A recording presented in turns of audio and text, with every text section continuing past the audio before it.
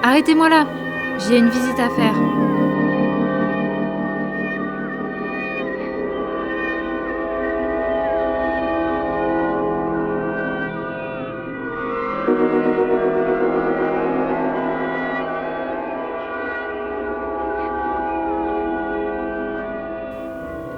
Fermé? Vous croyez? Pas pour moi, vous allez voir. Et oups, me voilà dans la place. Facile, non? Mais qu'est-ce que j'entends? Y aurait-il de la vie ici la nuit? Ou bien c'est le fruit de mon imagination? Une apparition, je crois.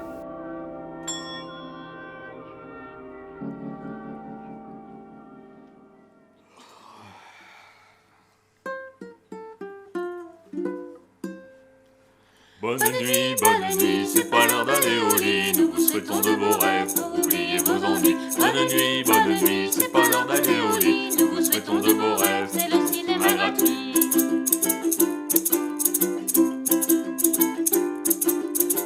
Bonne nuit, c'est pas l'heure d'aller au lit. Nous vous souhaitons de beaux rêves pour oublier vos ennuis. Bonne nuit, c'est pas l'heure d'aller au lit. Nous vous souhaitons des beaux rêves à la nuit de la Bibli.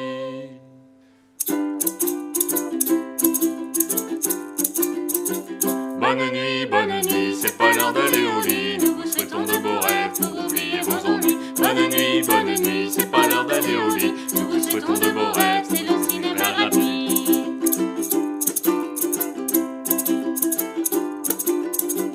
Bonne nuit, c'est pas l'heure d'aller au lit. Nous vous souhaitons de beaux rêves pour oublier vos ennuis. Bonne nuit, c'est pas l'heure d'aller au lit. Nous vous souhaitons des beaux rêves à la nuit de la Bibli. Quel accueil! Allons voir plus loin.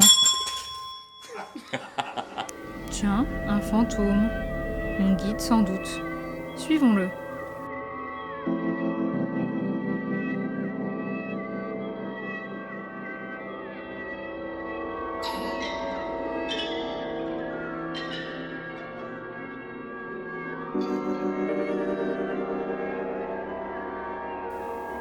Salle des petits, réveillez-vous, je vous prie. On ne sait jamais. Maman, j'en ai assez de ce terrier rikiki, assez des épinards en boîte. Je veux courir dans les champs et dévorer des choux bien frais. Quoi? Tu veux sortir par ce froid? S'étonne la maman. Mais enfin, c'est l'été.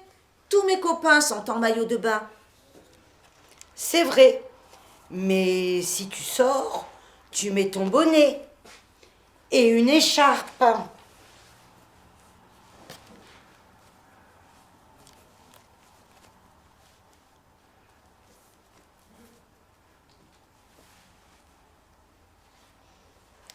Et c'est parti! Et s'il pleuvait? S'inquiète la maman. Tu veux tomber malade, c'est ça? Mais le soleil brille, il n'y a aucun nuage. Justement, enfile tes bottes et emporte un parapluie.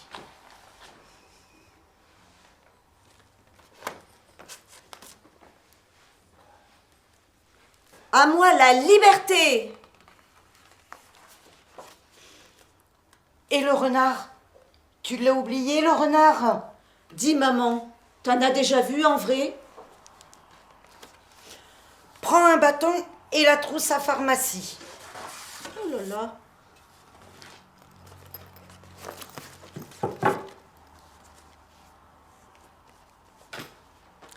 Me voilà prêt pour faire le tour du monde. Et le loup, malheureux, qu'en fais-tu? Maman, tu dis tout le temps qu'il n'y a plus de loups chez nous.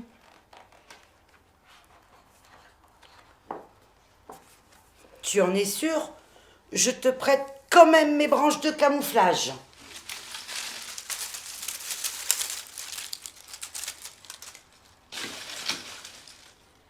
C'est bon maintenant? Je peux y aller? Méfie-toi, tu pourrais tomber sur les chasseurs. Super. Comme ça, il s'occupera du loup. Emporte ses jumelles et ses carottes de survie, au cas où. Mais enfin, maman, je suis assez équipée. Prends, Maman. mon pauvre enfant. Le chasseur a sûrement des chiens. Peut-être. Mais dans les jardins, il y a des tonnes de choux délicieux. Tu auras besoin du bouclier du grand-père. Cette fois, je pars. Imprudent. Imagine que le lion du zoo se soit échappé. Le lion du zoo, il ne mange que des croquettes. N'empêche, prends cette arbalète et ne rentre pas trop tard. On verra. Ça dépendra de la douceur du soleil, de la fraîcheur de la rivière, des copains et des copines que je vais rencontrer et de la taille des choux que je vais dévorer. Attends, mon chéri, j'ai oublié quelque chose. Quoi encore? Ça suffit. Une hache de bûcheron? Une armure de chevalier? Non, juste un gros bisou pour que tu ne m'oublies pas. Mais je ne peux pas t'oublier, t'es ma maman. Et puis, je suis trop chargée, mais reprends tout ce bazar. Laisse-moi te faire un petit bisou. Alors, à emporter. Non, c'est moi qui vais te faire un bisou. Un énorme, un qui dure toute la journée. T'en auras peut-être besoin, on ne sait jamais. Charmante sélectrice et merveilleuse mise en scène.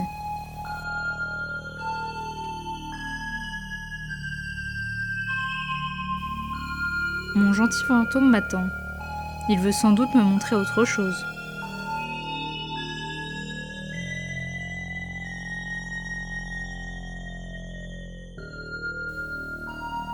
Oh, la salle du conte. Un public. Il y avait bien longtemps que je n'avais pas vu un tel public, et sans masque, dites donc. Le rideau se lève, taisons-nous. Le bain de Berck.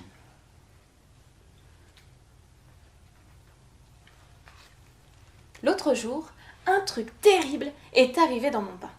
C'est Berck, mon doudou, qui me l'a raconté.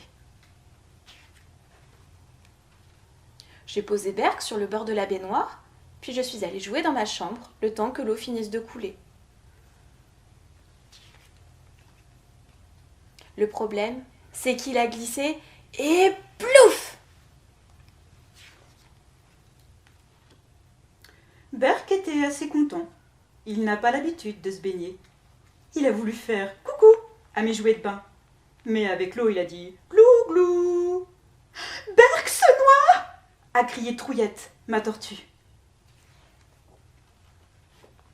Le seul qui sait bien nager, c'est Drago. Mais quand il a voulu sauver Berck, il a trouvé l'eau trop chaude. Berck s'est alors mis à appeler « Aglanglian, glé-glé-glé-glé-glan-glin-glin !» Qu'est-ce qu'il dit? A demandé Poulpe. Il est en train de cuire, s'est lamentée Trouillette. Tiens bon, a dit Aspiro, l'éléphant. Je vais mettre du froid. En tirant sur le robinet, Aspiro a fait tomber le shampoing et ça a commencé à mousser, mousser. Aspiro a arrêté l'eau. On ne voyait plus Berck. Il a été étouffé par la mousse, a soufflé Trouillette. Mais Berck a répondu à travers la mousse. Ça va, mais attention, Mais qu'est-ce qu'il dit? A demandé Poulpe. Il s'étrangle avec la chaîne, a gémi Trouillette. On arrive! On lançait Drago et Poulpe. Blou, blou, a dit Berck en voyant apparaître Poulpe et Drago, avant d'ajouter Adam pliant, blé blé blé blé blanc bleu blanc. A fait Poulpe. On ne comprend rien, a dit Drago. Poulpe, tire sur la chaîne pour le remonter. Pop hop. L'eau s'est alors mise à tourner en faisant... Sur le bord, Trouillette a hurlé « C'est la fin! La baignoire les avale !» Aspiro a alors pris son élan et... plop. Il a bouché la baignoire avec son derrière. Ensuite, il s'est mis à aspirer l'eau de toutes ses forces jusqu'à gonfler comme un ballon. Dans la baignoire, il n'y avait presque plus d'eau. Et Berk était sain et sauf. « Tu nous as fait peur !» lui a dit Drago. « Merci, mais il ne fallait pas vous inquiéter !» a répondu Berk. « Je me suis bien amusée. Et je voulais juste vous dire, attention, j'ai fait pipi dans le bain. » Berk! Berk.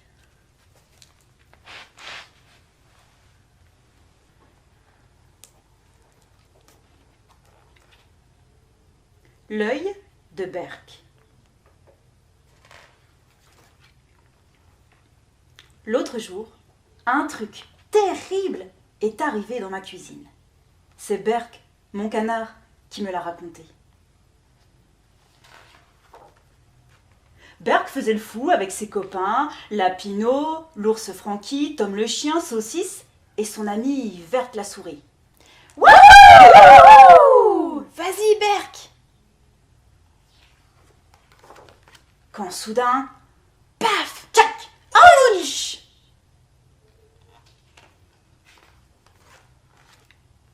Berk s'est relevé et a regardé ses amis. Vous en faites une tête, ça va, c'est rien. Verte a essayé de garder une voix calme. Oui, c'est rien, c'est juste ton œil. Allez, viens, il a dû sauter dans la cuisine. On va t'aider à le retrouver. Ils se sont alors mis à chercher dans tous les recoins.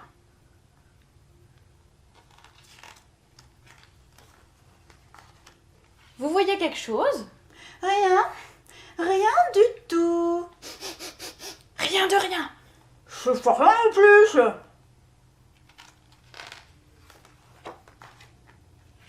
Berk commençait à s'inquiéter. Oh, si je reste comme ça, je vais faire peur à tout le monde. Oh oui, a dit Verte. Nous aussi, on veut jouer à faire peur à tout le monde. Lapino s'est alors enroulé dans ses oreilles. A couiné Verte, enveloppée d'une vieille salade. Tom est sorti de la farine dans un glapissement lugubre. Ouh! Blurp, a fait Francky en titubant. Berk et ses amis roulaient des yeux terribles. Ils poussaient de terribles cris. On va faire maxi peur à tout le monde. Attention, Les chocottes, la trouille, la pétoche, la...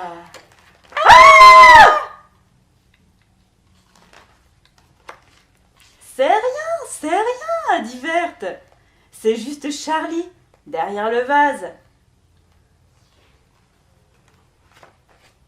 Il est là! A crié Berk. J'ai retrouvé mon œil!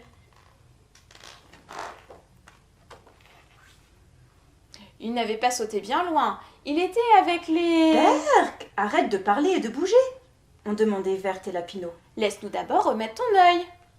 Tom et Francky ont alors remarqué... Waouh! Tu as trouvé plein d'autres petits yeux. Non, a répondu Berk. Ce sont les... Chut, a coupé Verte, qui n'avait pas fini. Super tes yeux, Berk. Tom a crachoté. C'est un œil qui bave. Maintenant je vois avec mes oreilles, a dit Lapino. Francky a ajouté « Et moi je te regarde avec mes fesses !» Avec son œil au bout du nez, Verte faisait une drôle de tête. Bizarre quand même, l'odeur de ses yeux. Berk a souri. Oh, c'est rien, ce sont juste les croquettes de Charlie. Berk.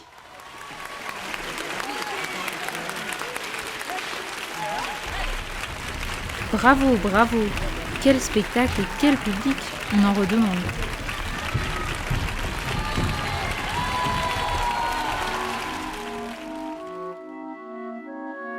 Dis-moi, mon bon fantôme, tous ces petits doivent avoir faim.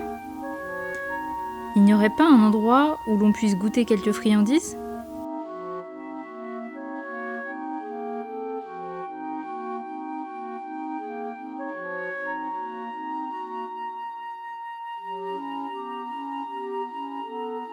Cela sent déjà très bon d'ici. On y arrive.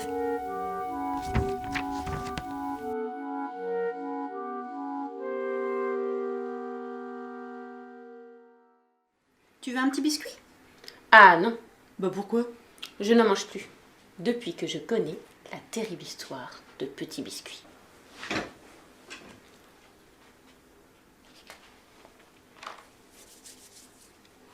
La terrible histoire de Petit Biscuit. Petit Biscuit est né dans la fameuse biscuiterie Munch. Comme tous les biscuits, il a l'air triste. Un biscuit n'a pas de maman, pas de papa, de famille, d'école, ni d'amis. Il ne sait pas lire et de toute façon, personne ne lui raconte une histoire. Cependant, chez Munch, chaque biscuit est unique. Et Munchie, notre petit biscuit, a une tête avec une drôle de bouche ronde. Surtout, il a 2 jambes qui peuvent marcher pour de vrai. Il est un des seuls de l'assortiment royal à en posséder. C'est bien d'avoir 2 jambes, mais pour aller où? Car chez Munch, impossible de s'échapper. On te met en boîte, même si ça ne t'emballe pas. Puis hop, tu finis ta vie en petits morceaux dans la bouche d'un gourmand. Un jour, le biscuit même pas cuit, s'échappa du four. Quelle force surbiscuitée il eut d'ouvrir ce four avec ses bras en sucre candi. Mais il croisa Lucullus, le chien du pâtissier. Adieu biscuit. Munchie n'a pas cette force-là. Mais à peine dans le panier, il dit aux autres. « Bon, les voisins, je ne sais pas ce que vous faites, mais moi je m'en vais. » Petit Biscuit sort du panier, se met à courir. Seul Saint-Nicolas le suit. Un client ouvre la porte.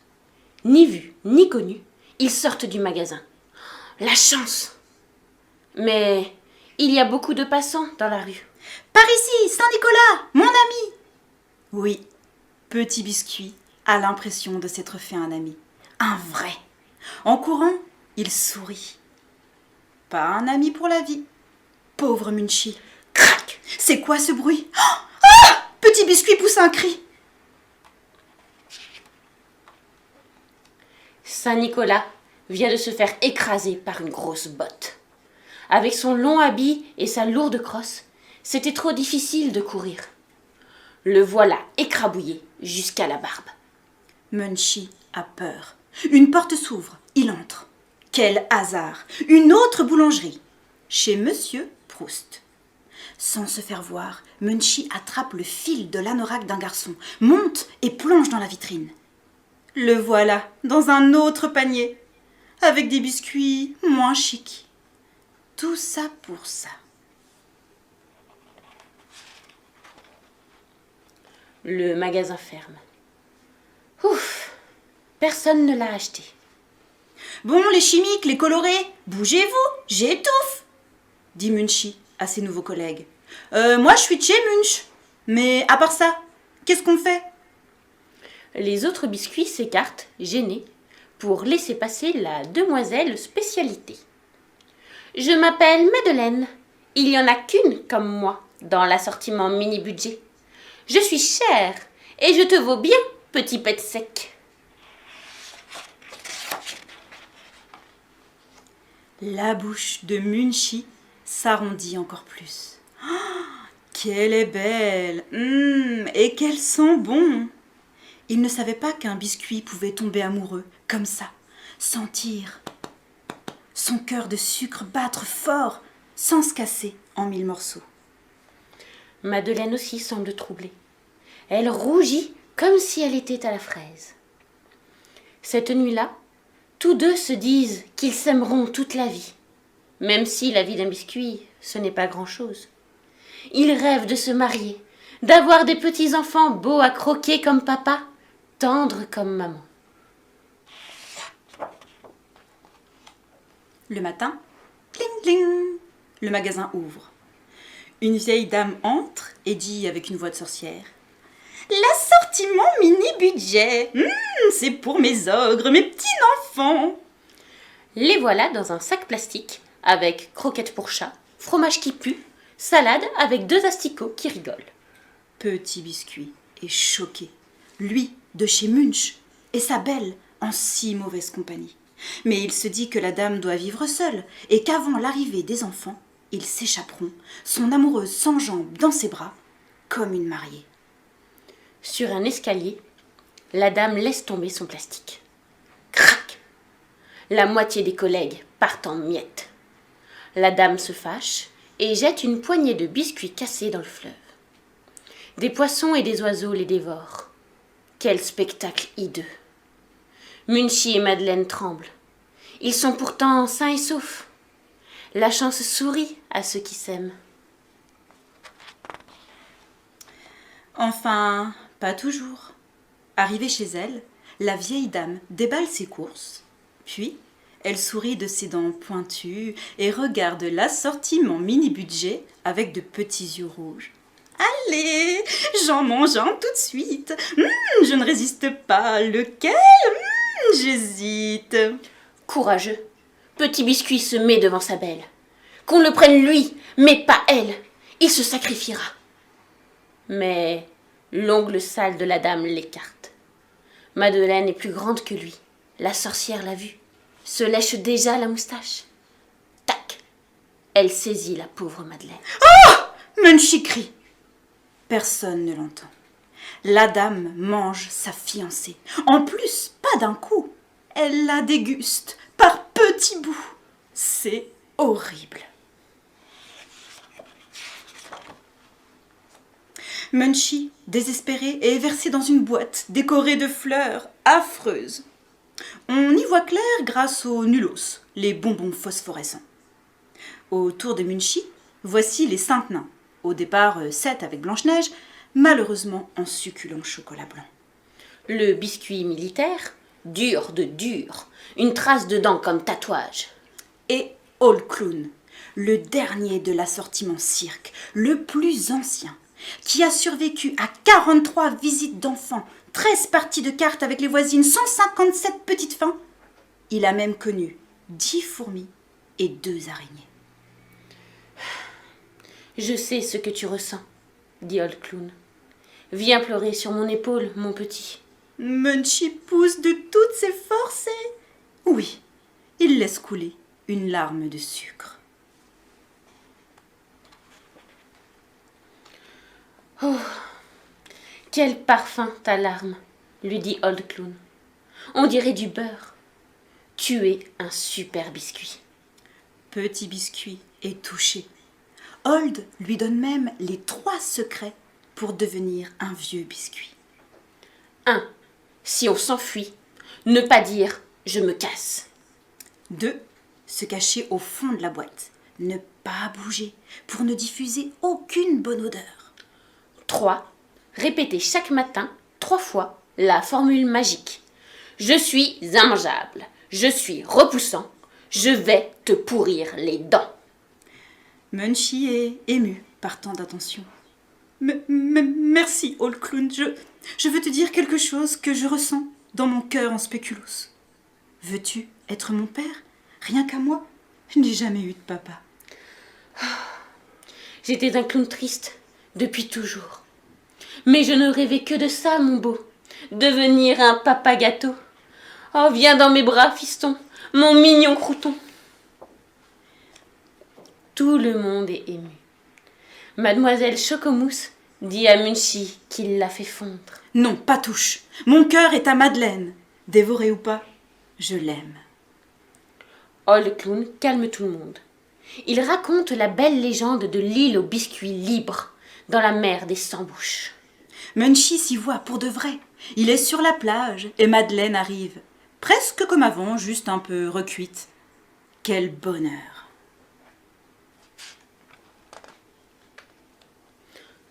Bon, les gars, ce n'est pas tout ça, mais on est assez pour pousser la boîte hors de l'étagère, dit le biscuit militaire.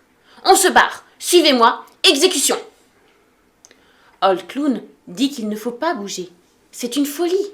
Mais son fils Munchie lui désobéit. Il pousse avec les autres. Et oui, la boîte avance. Millimètre après millimètre. Tout le monde se presse. Ça chauffe trop. Chocomousse fond pour de vrai. La pauvre. Quelle triste fin. Pas le temps de la regretter. La boîte tombe par terre dans un bruit de casserole. Miracle! Grâce au fier biscuit militaire, personne ne s'est brisé. Encore un effort, soldats. Le couvercle a bougé. En rang, par deux, à l'attaque. Boum! Mais Ah, maudite étagère! Crie la sorcière. Elle ramasse la boîte, la secoue et la montre à Francine, sa voisine, avec qui elle prend le café. Prends-en, Francinette! Fais-toi plaisir! C'est l'heure de la dînette! la voisine saisit le biscuit militaire. Ah non, pas celui-là! Oh, il est trop dur, il faut que je le jette! La prévient la vieille dame. Si, Rosa, ça se mange trempé dans le café brûlant. Ça le ramollit. Après, ça ne colle pas au dentier. Ainsi finit, ébouillanté, le biscuit militaire, dignement, sans un cri. La boîte revient sur l'étagère. Garde à vous et respect, dit Munchie en saluant. 1 minute de silence pour notre général. 1 minute et 1 seconde plus tard, les petits enfants arrivent, tous les 3 en criant. Oh là, du calme! Qui veut un biscuit acheté pour vous par mémé? La boîte est ouverte et étendue devant les 3 morveux. Oh, Burk! Pas tes vieux biscuits pourris, mamie! On prend juste les bonbons. Adieu les phosphorescents. Ils finissent en pauvres taches sur la langue des 3 enfants. Tant mieux pour les biscuits. Mais soudain, Un des gamins saisit Old Clown. Ah, celui-là, je le veux. Oh, c'est pas pour le manger, hein, mémé. Je vais l'accrocher à ma catapulte. Zou! Regardez, en miettes, contre le mur. Trop drôle. Paf le clown. Papa, mon papa à moi. Non, pas mon papa. Munchie crie encore sans qu'on l'entende. Quelle vie, mon pauvre petit biscuit. Il a tout perdu. Un ami, un amour, un papa. La boîte étant ouverte, il fuit. Les enfants le voient, mais ne l'attrapent pas. Le chat lui saute dessus. Raté. Munchie vient de plonger sous la porte. La rue est vide. Brrr, il fait si froid. Il neige. Munchie se sent devenir dur, comme un biscuit glacé. Il sent qu'il n'a plus de force. Quel destin! Quel gâchis! C'est la fin, petit biscuit.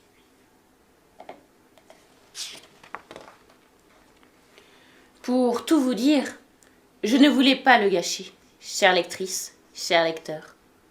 Et puis, vous avez lu le titre, La terrible histoire de Petit Biscuit.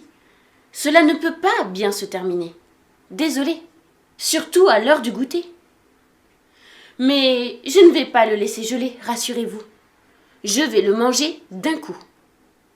Bien sûr, j'aurai un remords, c'est vrai, car je crois que vous l'aimez, que vous le trouvez craquant, notre cher Munchie. Moi aussi. En ce monde cruel, Petit Biscuit n'a pas trouvé la recette du bonheur, mais je sais que jusqu'au bout, il sera resté lui-même. Une personne vraiment délicieuse.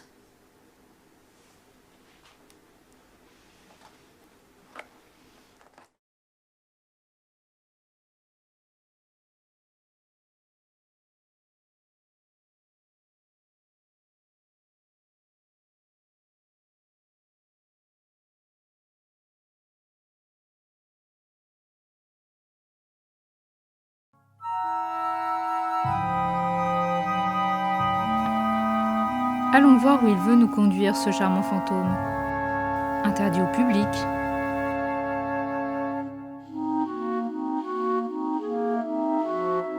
Cela ne le dérange pas, on dirait. Moi non plus. Interdit, j'aime. Il nous conduit à la cave, on dirait. Pas rassurant.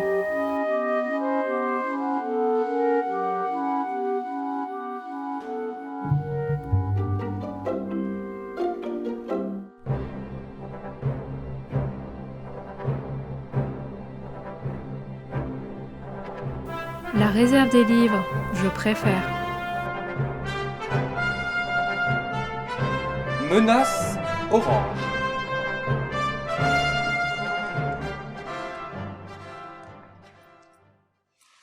Jasper le lapin était fou de carottes. Et les carottes qui poussaient dans le champ des sauterelles étaient les meilleures, grosses, craquantes, gratuites et à toute heure. Sur le chemin de l'école, il en cueillait quelques-unes pour son encas du matin. Il en arrachait d'autres en allant à l'entraînement. Et en déterrait le soir quand il rentrait à la maison. Jasper n'en avait jamais assez. Jusqu'au jour où elles commencèrent à le suivre.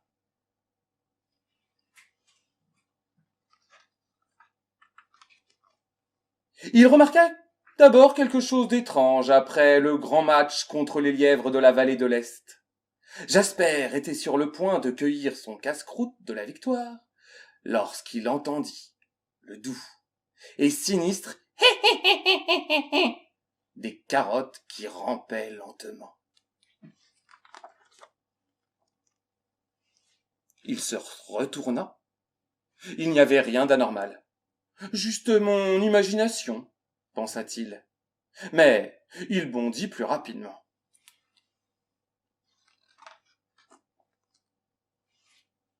Cette nuit-là, alors qu'il se lavait les dents, elles étaient là. Jasper se retourna d'un coup, mais rien. Il se moqua de lui-même, ramassa sa brosse à dents et alla au lit, rapidement. Le lendemain matin, il s'approcha prudemment du champ des sauterelles. Il arracha de la terre 2 belles carottes. Rien ne se passa. Il mordit dans l'une d'elles. Rien ne se passa. Pah! Des carottes diaboliques! C'était ridicule!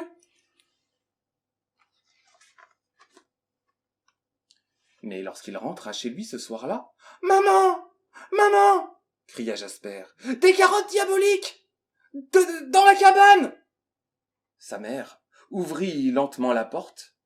Il n'y avait pas de carottes. Pas même de carottes normales. « Les carottes diaboliques, ça n'existe pas !» dit-elle en hochant la tête. Plus tard, cette nuit-là, alors que Jasper était au lit, il entendit une respiration. Une terrible respiration. À l'odeur de carottes. Et là, sur son mur, « Des carottes diaboliques !» hurla-t-il. « Papa! Papa !» Son père se précipita dans sa chambre et alluma la lumière. Ils cherchèrent sous le lit. Pas de carottes diaboliques. Ils inspectèrent le placard. Pas de carottes diaboliques. Ils ouvrirent les tiroirs de la commode. Pas de carottes diaboliques. « Juste un mauvais rêve, fiston !» dit son père en hochant la tête. « Et maintenant, dors !»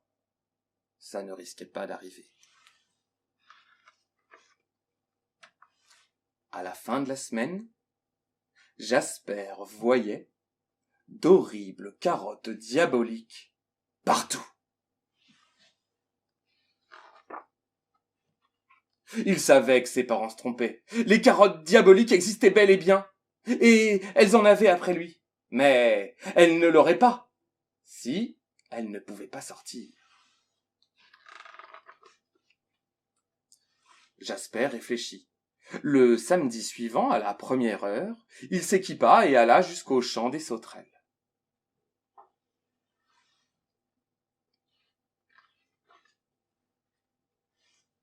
À la nuit tombante, alors que le soleil finissait sa course, Jasper le lapin sourit. Sur le chemin du retour, on n'entendait plus le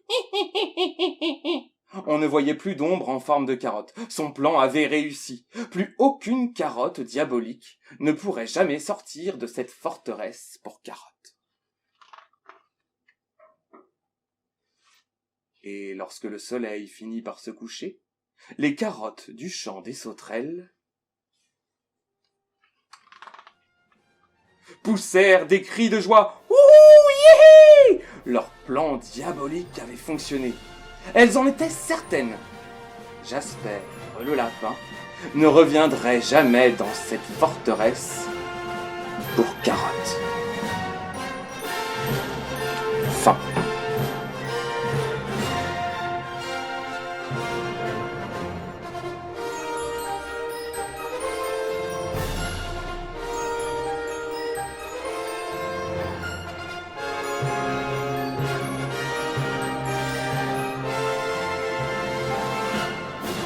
Je ne m'ennuie pas une seconde, mais l'endroit ne me rassure pas plus que ça. Dis-moi, fidèle fantôme, avez-vous une belle salle à me faire visiter ?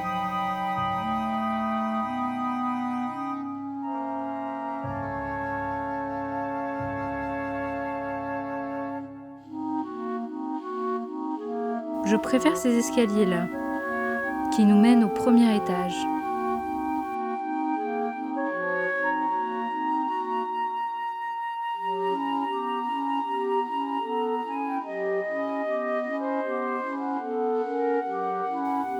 Salle des livres d'art, mais c'est Versailles ici.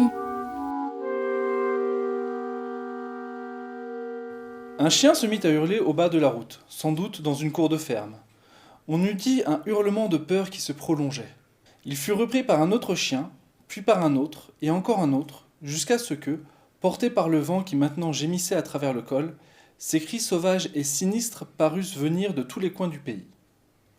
Ils montaient dans la nuit d'aussi loin que l'imagination pouvait le concevoir. Aussitôt, les chevaux se cabrèrent, mais le cocher les rassura en leur parlant doucement. Ils se calmèrent, mais ils tremblaient et suaient comme s'ils avaient fait une longue course au galop. Ce fut alors que des montagnes les plus éloignées, nous entendîmes des hurlements plus impressionnants encore, plus aigus et plus forts en même temps. Des loups.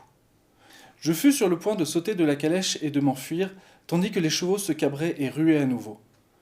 Le cocher n'eut pas trop de toute sa force pour les empêcher de s'emballer. Mes oreilles, pourtant, s'accoutumèrent bientôt à ces cris, et les chevaux laissèrent le cocher descendre de la voiture et venir se placer devant eux. Il les caressa, les tranquillisa, et leur murmura toutes sortes de mots gentils, et l'effet fut extraordinaire. Aussitôt, quoique ne cessant pas de trembler, ils obéirent au cocher qui remonta sur son siège, reprit les rênes et repartit à toute allure. Cette fois, parvenu de l'autre côté du col, il changea de direction et prit une route étroite qui s'enfonçait vers la droite. Bientôt, nous fûmes entre deux rangées d'arbres qui, à certains endroits, formaient réellement une voûte au-dessus du chemin, si bien que nous avions l'impression de traverser un tunnel. Et de nouveau, de part et d'autre, de grands rochers nous gardaient, sans rien perdre cependant de leur air menaçant. Abrités de la sorte, nous entendions toutefois le vent siffler et gémir entre ces rochers, et les branches des arbres s'agitaient violemment. Il faisait pourtant de plus en plus froid, une neige très fine commençait à tomber. Il ne fallut pas bien longtemps pour que tout fût blanc autour de nous. Le vent nous apportait encore des hurlements de chiens, encore qu'ils nous parvinssent de plus en plus faibles à mesure que nous nous éloignions. Mais à entendre les loups, on eût dit au contraire qu'eux se rapprochaient sans cesse, qu'ils finiraient par nous entourer complètement. J'en étais, je l'avoue, fort effrayé, et je voyais que l'inquiétude recommençait à s'emparer des chevaux également. Le cocher, cependant, restait parfaitement calme, regardant à gauche, puis à droite, comme si de rien n'était. J'avais beau essayer de distinguer quelque chose dans l'obscurité, je n'y parvenais pas. Tout à coup, assez loin sur notre gauche, j'aperçus une petite flamme bleue qui vacillait. Le cocher dut la voir en même temps que moi, car aussitôt il arrêta les chevaux, sauta à terre et disparut dans la nuit. Je me demandais ce que j'allais faire. Les loups hurlaient de plus en plus près de la voiture. J'hésitais encore quand le cocher réapparut soudain et, sans dire un mot, remonta sur le siège et se remit en route. Peut-être m'étais-je endormi et cet incident ne cessait-il de m'obséder en rêve, car il me semblait qu'il se renouvelait indéfiniment. Oui, quand j'y pense maintenant, j'ai l'impression d'avoir fait un cauchemar horrible. À un moment donné, la flamme bleue jaillit si près de nous sur la route qu'elle me permit, dans l'obscurité profonde, de suivre chacun des gestes du cocher. Il se dirigea d'un pas rapide vers l'endroit où brillait la flamme, éclat bien faible malgré tout, puisque c'est à peine si l'on distinguait le sol alentour, ramassa quelques pierres qu'il entassa de manière étrange. Une autre fois, un effet d'optique à peine croyable se produisit. Se tenant entre la flamme et moi, il ne me la cachait pourtant pas le moins du monde. Je continuais à voir parfaitement la lueur vacillante et mystérieuse. J'en restais un moment stupéfait, mais je me dis bientôt qu'à force de vouloir percer l'obscurité, mes yeux m'avaient trompé. Alors nous roulâmes un bon moment sans plus apercevoir de flammes bleues, mais les loups hurlaient toujours, comme s'ils nous encerclaient et comme si leur cercle avançait avec notre calèche. Le cocher mit de nouveau pied à terre et cette fois s'éloigna davantage. Pendant son absence, les chevaux tremblèrent encore plus fort qu'ils ne l'avaient fait jusque-là, commencèrent à s'ébrouer, à hennir de peur. Je cherchais en vain la cause de cet effroi, puisque, justement, plus aucun loup ne hurlait, quand soudain la lune, qui voguait à travers les gros nuages noirs, apparut derrière le sommet dentelé d'un pic d'une hauteur impressionnante. Et je vis à sa lueur blafarde les loups qui nous entouraient, montrant leurs dents blanches et leurs langues rouges et le poil hérissé. Dans ce silence menaçant, ils étaient 100 fois plus effrayants que lorsqu'ils hurlaient. Je commençais à mesurer le danger que je courais. La peur me paralysait. Puis tout à coup, ils recommencèrent à pousser leurs hurlements, comme si le clair de lune avait sur eux quelque effet particulier. Les chevaux se démenaient d'impatience, promenant autour d'eux des regards à faire pitié. Mais le cercle vivant, le cercle d'horreur restait fermé autour d'eux. J'appelais le cocher, je lui criais de revenir. Il me semblait que la seule chance qui me restait était d'essayer de briser le cercle pour faciliter son retour. Je criai donc encore et frappai sur la portière de la voiture, espérant effrayer les loups qui se trouvaient de ce côté-là et permettre ainsi à l'homme d'approcher. Comment il fut là, je n'en sus rien, mais j'entendis sa voix autoritaire et, regardant dans la direction d'où elle venait, je le vis au milieu de la route. Tandis que de ses longs bras il faisait le geste de repousser un obstacle invisible, les loups reculaient peu à peu. À ce moment, un gros nuage couvrit la lune, et de nouveau l'obscurité fut complète. Lorsque mes yeux y furent accoutumés, je vis que le cocher remontait dans la calèche, et que les loups avaient disparu. Tout cela était si étrange, si inquiétant, que je n'osais ni parler, ni faire un seul mouvement. Le voyage me sembla interminable dans la nuit que la lune n'éclairait même plus. Nous continuions à monter, et la route monta encore longtemps, bien que parfois, mais rarement, la voiture prit de courtes descentes rapides pour aussitôt gravir une nouvelle côte. Tout à coup, je m'aperçus que le cocher faisait entrer les chevaux dans la cour d'un grand château en ruine. Des hautes fenêtres obscures ne s'échappait aucun ray de lumière. Les vieux créneaux se découpaient sur le ciel où la lune, en ce moment, triomphait des nuages. Quelle ambiance, mais un peu glaçante, non ? Bienveillant fantôme, qu'as-tu encore à nous montrer ? Des livres et encore des livres, un trésor de livres. Mais comment peuvent-ils se retrouver au milieu de tout ça ? Réveillez-vous! Pourquoi êtes-vous couché là? La bibliothèque n'ouvre que dans 2 heures, mais vous n'avez rien à faire ici. C'est le con, voilà qu'on enferme les lecteurs dans mon sous-sol. Ah, ils m'auront vraiment tout fait dans cet établissement. Pas la peine de crier, je suis pour rien, moi. Je sais qui vous êtes, vous connaissez les lieux. À force de passer vos journées à traîner ici, ça devait arriver d'y rester la nuit. Non, partez pas maintenant que vous êtes là, vous allez m'aider. Je cherche un ouvrage pour ceux d'en haut. L'existentialisme est un inhumanisme. Ce truc de Sartre, ils l'ont perdu. Cherchez-le dans les étagères, merci. Comment?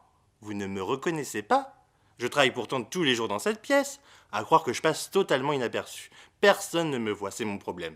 Même dans la rue, les gens me bousculent et disent « Oh, pardon, je vous avais pas vu ».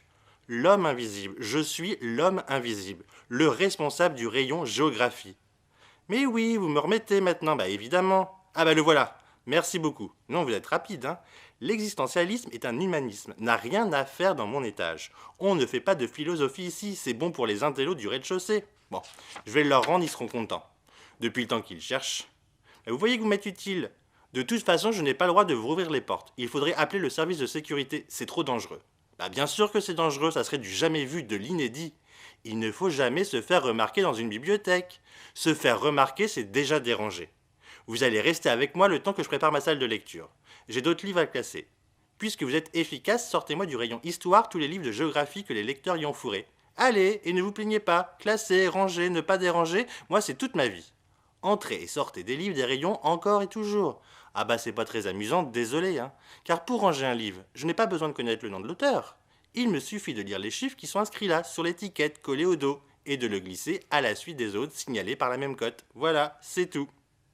Bon, déjà que dans les petites bibliothèques provinciales comme celle-ci, il y a d'abominables erreurs de classement, ça me met hors de moi, c'est un signe de médiocrité. Non seulement ils enferment le soir les lecteurs distraits dans mon étage, mais en plus ils se trompent dans les cotations. Parce que théoriquement, que vous alliez à Paris, à Marseille, à Cahors, à Mazamet ou à Olivet, vous devez trouver toujours le même livre au même endroit. Prenez un grand classique de la sociologie, de la division du travail social d'Émile Durkheim. Eh ben, il est à la cote 301, à côté du suicide. Un autre grand classique, le suicide, du même Durkheim, idem, direct, cote 301, DUR. À tous les coups, ça marche, infaillible. Le type qui a inventé ce système s'appelle Melville Dewey. C'est notre père à tous, nous les bibliothécaires. Voilà un petit gars, issu d'une famille pauvre des États-Unis, qui, à l'âge de 21 ans seulement, conçoit la classification la plus célèbre du monde. Dewey, c'est un peu le Mendeleïev des bibliothécaires. Non, pas la classification périodique des éléments, mais la classification des domaines de la culture. Son coup de génie a été de diviser en 10 grandes thématiques, dites classes, les domaines du savoir. 0 pour les ouvrages généraux, 100 pour la philosophie, 200 pour les religions, 300 pour les sciences sociales, 400 pour les langues, 500 les mathématiques, 600 la technologie, 700 les beaux-arts, 800 la littérature, 900 l'histoire et la géographie. Et tout ce qu'on n'a pas pu classer avant, on le met au sous-sol. Dewey a appelé son système de rangement la classification décimale de Dewey. Bon, faisons simple, hein. C'était il y a plus d'un siècle, il peut être fier de lui. Il a ordonné méthodiquement l'ensemble du savoir humain. C'est pas rien.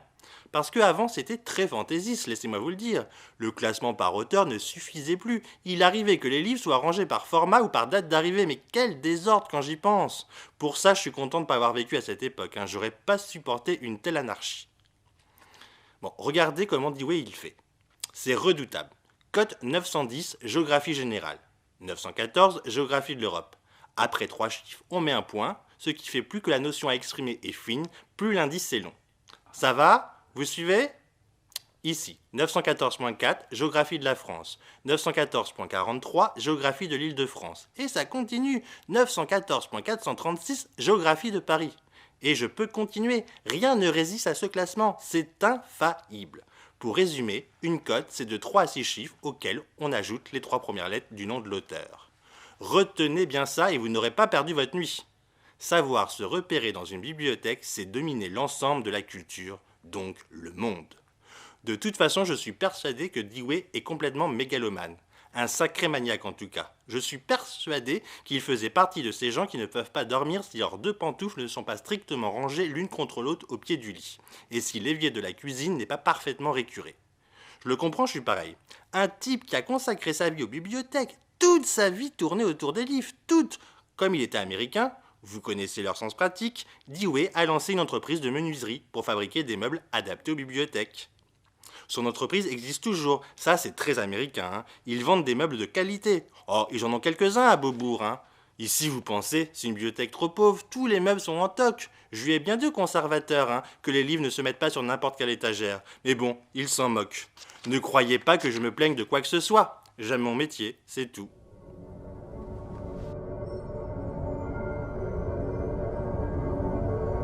C'est un magicien, notre fantôme.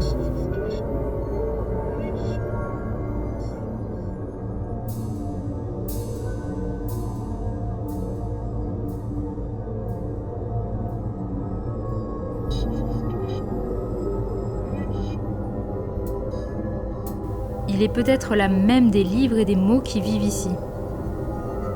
Partir de cet endroit, c'est repartir enrichi de savoir et d'émotions renouvelées. bonne nuit, c'est l'heure d'aller au lit. Nous vous souhaitons de beaux rêves pour oublier vos ennuis. Bonne nuit, c'est l'heure d'aller au lit. Nous vous souhaitons de beaux rêves, c'est le cinéma gratuit.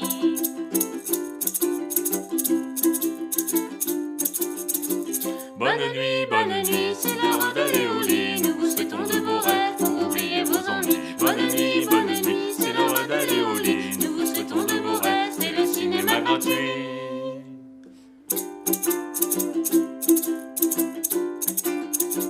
Bonne nuit, c'est l'heure d'aller au lit. Nous vous souhaitons de beaux rêves pour oublier vos ennuis. Bonne nuit, c'est l'heure d'aller au lit. Nous vous souhaitons de beaux rêves, c'est le cinéma gratuit.